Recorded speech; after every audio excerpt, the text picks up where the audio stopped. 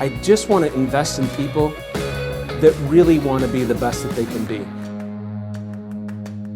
Hello, everyone. It's Todd Scrima and the lovely Robyn LaVassaur. We're missing our sidekick today, Jimmy Reed, because he is out traveling, making sales calls like we're teaching you to do. So we do a podcast once a month to give back to our realtors and our business affiliates. You know, you might be an insurance provider, you might be a title rep, but it's all kinds of people on this database. And it's just, today we're talking about how to fight being a commodity. So I want to give some explanation and context and then just talk about some examples. So if you think about it, 30 years ago, if I was referring Robyn LaVassaur as a realtor, I'd say, hey, you got to use Robyn. Like, she closes loans on time. She provides great service. All my clients rave about her. All my clients go back to her. That's kind of how they referred you. Today, I know this hurts our feelings, but if we're being totally honest, whether I'm referring a realtor, a lender, an insurance person, title person, it's kind of like, yeah, you could use Robyn, you could use BYB, you could use someone over at the other mortgage company. They're all pretty good. That's how it usually happens today, whether we want to admit it or not. Mm-hmm. That's called the process of commoditization. Commoditization is when the consumer views you, your product or service, as very similar to other companies. Wow. So there's no differentiation. So what happens in the period of commoditization is you have a few choices. One is you lower price. Been super common in mortgage. Let's just do a loan for half a point total, right? Even though it costs 200 basis points to run the bank. Okay. Uh-huh. So you lower price or you add more value. Or a combination of both. And so if you think about the deregulation that the airlines went through when the government used to control fares and then they didn't one day. And they all came out with the Admirals Club, and if you're part of this club, bags fly free. And hey, if you use our credit card, I'll give you free flights. Those are all examples of them trying to add more value. I'll give you another silly example of a company. So Tesla's not the first company to build an electric car, but they made up 9% of all car sales in the state of California last year. They're very dominant, and little known fact, they're about twice as much expensive as all their other competitors. Uh-huh. You can buy a Ford Fusion for about 40 grand. You could buy a Tesla for 100 grand. Now, I know they have 3 different models and there's some cheaper ones, but in general, what I'm saying is true. Most people buy the more expensive one. So then you peel back the onion, you're like, why is that? Well, first of all, they have a bunch of differentiators. It's super fast. If you buy the high-end Tesla, it's faster than the fastest Ferrari. That is appealing to people. Now, some other little things. You know, you can press a button on the car during Christmas time, and it will sing Christmas carols to you while the doors open and the lights flash, and I don't know if you've ever seen that. So the latest thing that they installed, I just heard about this one this morning, is that if you are in a Tesla, I'm not saying this to be gross, it's actually true, there is a fart button. So if you want to fart at a pedestrian, you press the fart button and the car farts. Now, what they're doing is gamifying the car. Yes. Which is appealing to some people. Okay? Yes. So it's their version of adding more value. And you're like, Todd, a car doing tricks and farting, is that really value? Value can be real or perceived. Yes. Both work the same. Well, it took me a long time for my logic brain to understand this one.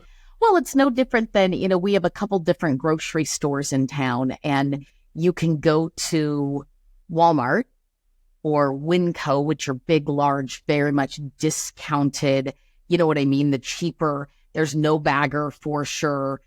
It's a whole different experience, if you will. You can go to kind of your middle of the road, more expensive, but some coupons, little nicer environment. Or you can go to a Whole Foods or a Market of Choice, who I've created very much a niche. And that same jar of peanut butter at all 3 stores is probably a couple dollars difference.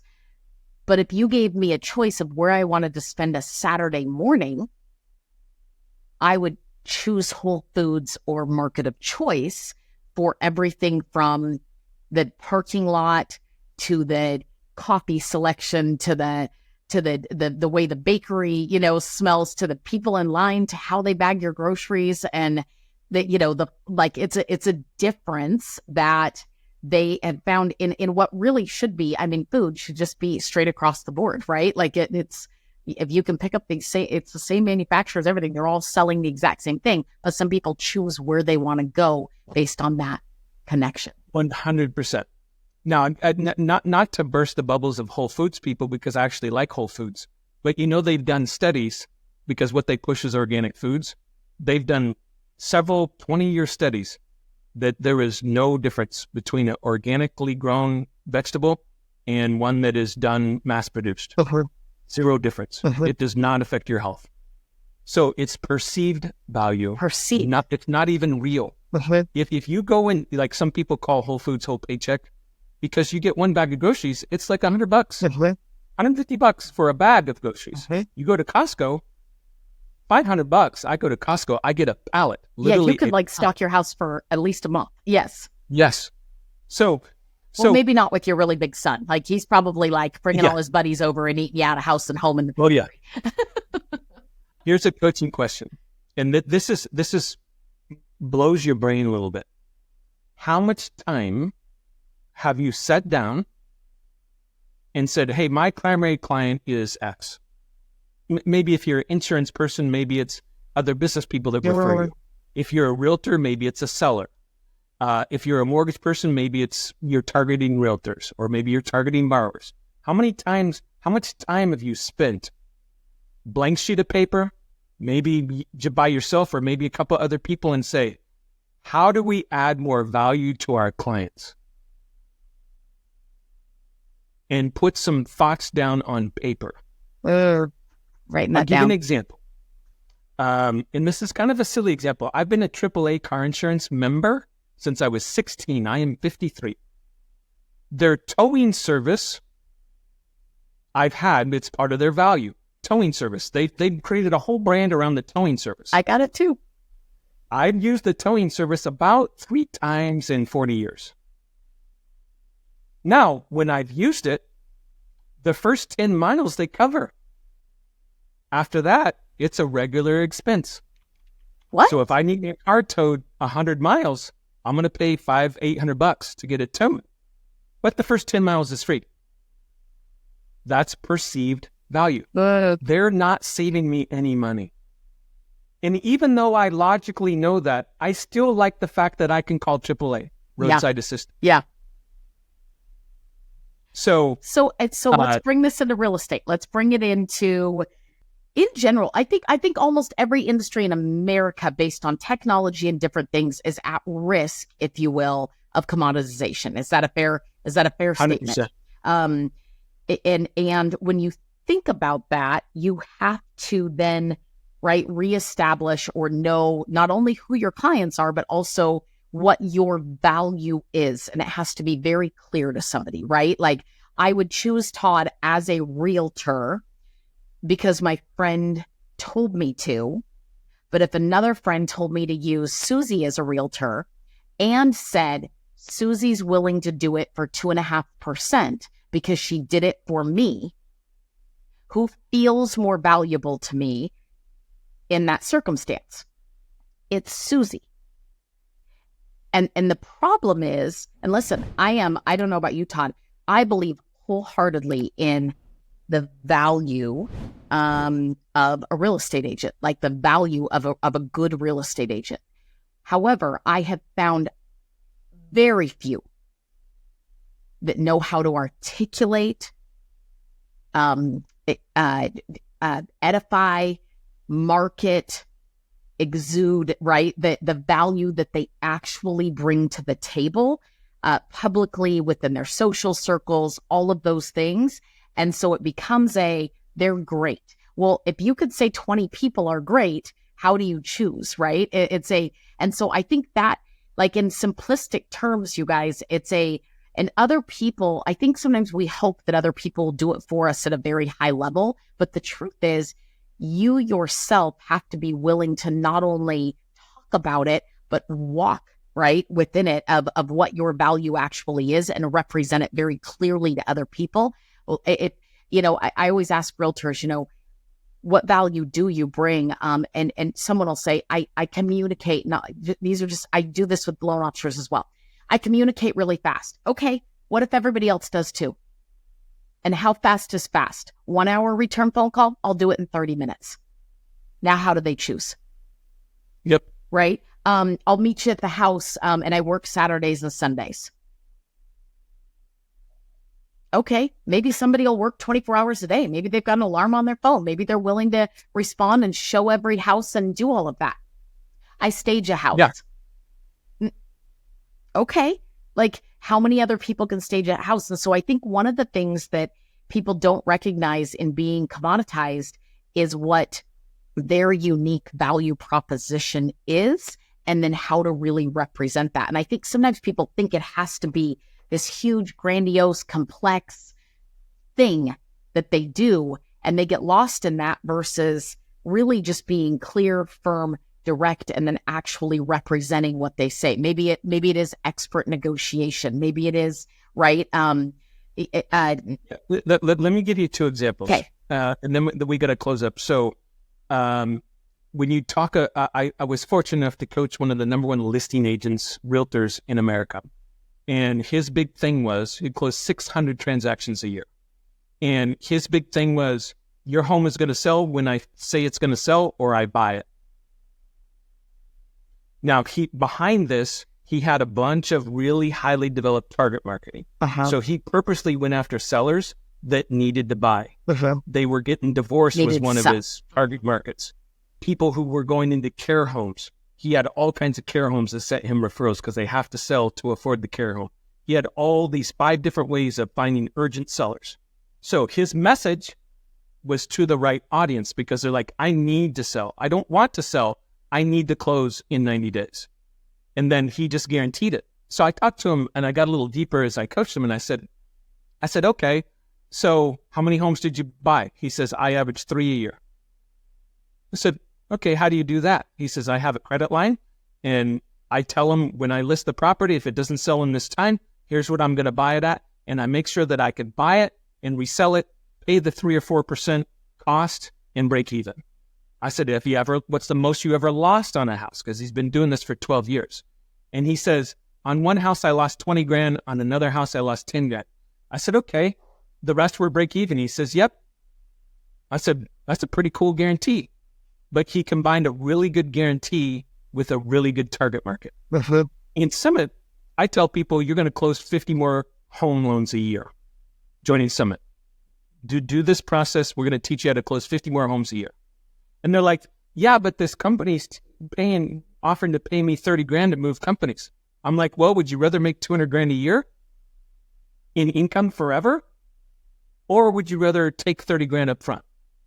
And most of the time, they'll take my guarantee over their guarantee because they see it as more valuable. So those are examples of adding value. Now, the crazy part is that everyone knows this realtor in the country, but they don't copy him. I'm like, just copy him. I've had that discussion with other realtors that know him. They're like, oh, I can't do that. I'm like, you can't set up a credit line. You don't know the market well enough to know what you could sell it for and break even. They're like, yeah, I probably could. So they're afraid to make a bold offer.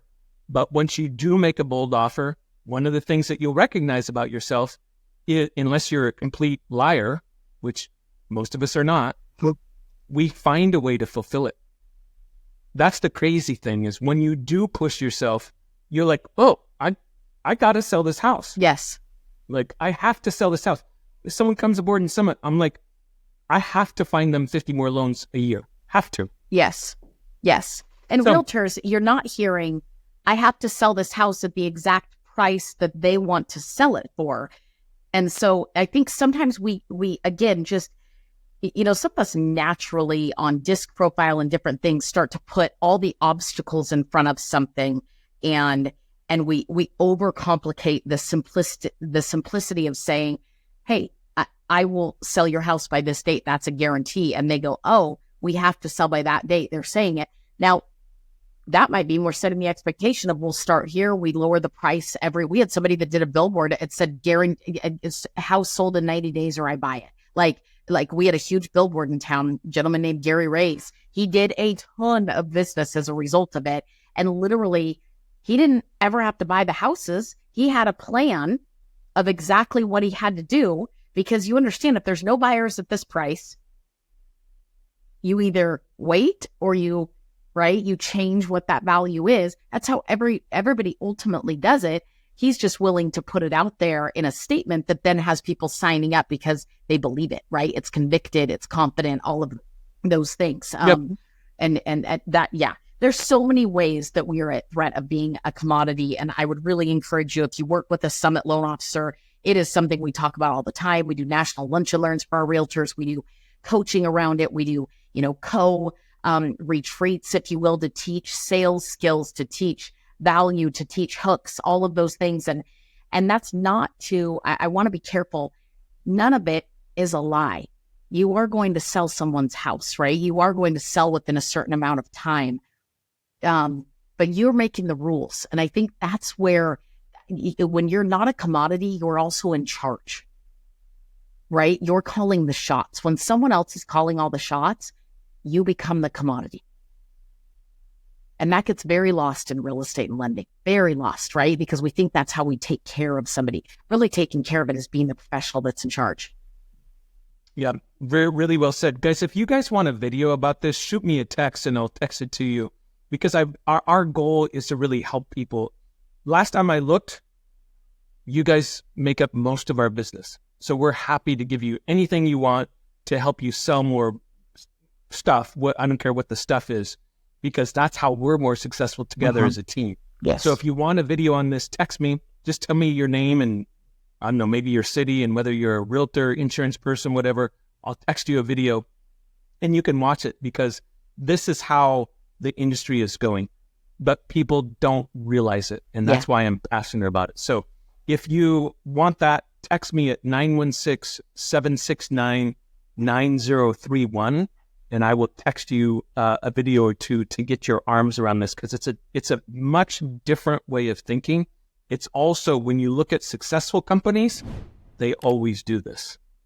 And that's a whole nother discussion, but I have several examples that I could give you of, whoa, that company exploded. What happened? Okay, they're saying it different. They're probably offering similar value as you. They're saying it different. And that's the hook. So anyway, Robyn, thank you very much. Guys, thank you very much for your business. We appreciate you. Reach out to me if we can help you. Have a beautiful month.